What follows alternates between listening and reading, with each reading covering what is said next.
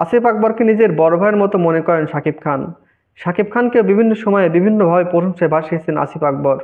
শিল্পীদের জগতে শাকিব খানের সঙ্গে সবচাইতে ভালো সম্পর্ক আসিফ আকবরের। আসিফ আকবরকে অনেক শ্রদ্ধা এবং ভালোবাসেন শাকিব খান, আর সেটা অনেক আগে থেকেই। তাই তো শাকিব খানের কোনো কথাই ফেলতে পারেন না আসিফ আকবর। সাম্প্রতিক একটি ঘটে যাওয়া ঘটনা তাদের সম্পর্কটাকে আরও ব্যাপক করে তুলেছে। শাকিব খানের বরবাদ মুভির একটি রোমান্টিক গান আসিফ আকবরকে দিয়ে গাওয়ানোর কথা, যার কারণেই শাকিব খান আসিফ আকবরকে রাত 12টার সময় কল করে। এই রমজান মাসে রাত 12টার সময় কল করার ফলে আসিফ আকবর কিন্তু একটু বিরক্ত প্রকাশ করেননি। শোনার পর থেকে তিনি বলেছেন, পাঠিয়ে দাও, আমি রেকর্ড করে দিচ্ছি। তাদের এই ভালোবাসার সম্পর্ক কিন্তু অনেক দিন ধরেই, এবং সেটা বর্তমানে আরও ভালোভাবে বোঝা যাচ্ছে।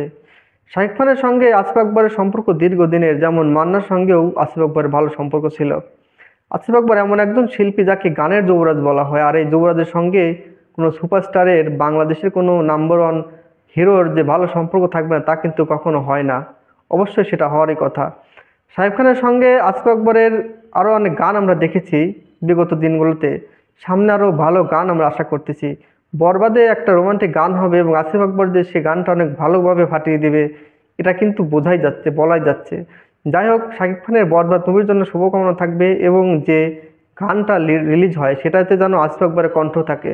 কারণ শাকিব খানের লিপে আসিফ আকবরের কণ্ঠ আমরা বেশ আগেও শুনেছি। এখন আমরা নতুন করে যাচ্ছি, এই সময় এসে কোনো ভালো একটা প্রজেক্টে আসিফ আকবরের গান থাকবে এবং সেটার সাথে কণ্ঠ মেলাবেন শাকিব খান। অবশ্যই সেটা অসাধারণ একটা বিষয় হবে। যাই হোক, তাদের জন্য শুভকামনা থাকবে, তারা যেন সামনে আরও ভালো ভালো কাজ আমাদেরকে উপহার দিতে পারে, সে আশাই ব্যক্ত করছি। সবাইকে ধন্যবাদ।